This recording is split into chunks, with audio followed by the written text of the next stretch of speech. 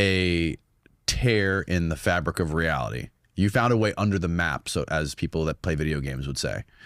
I get that's a really good way of putting it. Yeah. Yeah. Yeah. Can you, first of all, explain exactly what you discovered and how you discovered it, and then we'll kind of like we'll sum that up. Then we'll like start from the beginning, Sure, and then go through like a linear fashion of how this all happened. Okay, so in short, I basically discovered that there is a way. There's this phenomena on DMT that a lot of people experiencing similar things. Emphasis on similar, like very similar, but similar. And I asked, because I've done it so many times, I asked myself, okay, wait a second. I don't think there's any possibility at this point for me to believe that this is somehow mind-made, whatever we call mind-made, right? And then I asked myself, okay, well, if the space is real, is there anything we can do to prove that it's real?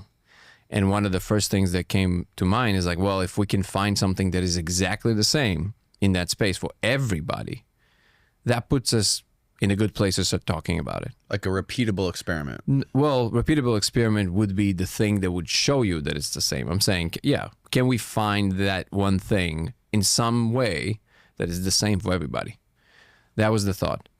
It took me years to figure it out, and we can talk about the details of how I figured it out at the end. But this one component, which essentially is what I discovered, if you project a diffracted laser on the surface, which just means a band of a laser, just like the thing that scans barcodes in a supermarket, and you smoke DMT, you will see code running in the surface that you're projecting the laser on.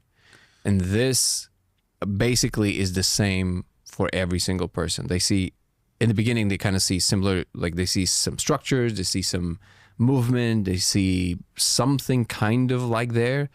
But then eventually they drop into the space where they just see the same thing. And we can sit in a room. I had 15 people in a room at the same time, talking about it, pointing to it. You can literally talk about it like you talk about a regular object in a room. This is how coherent it is. That's the gist of what I found. And how many people have you shown this to that have seen it?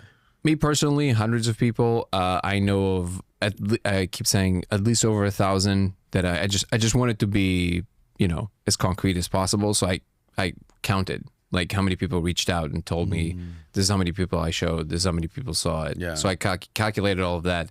It was at that point it was like 980 people. Right. So this was 5 months ago. So I'm pretty sure there's like, at this point it's kind of like this little subcultural thing, and people just, there's communities that are forming around it. People kind of talk about it, all that stuff. Yeah.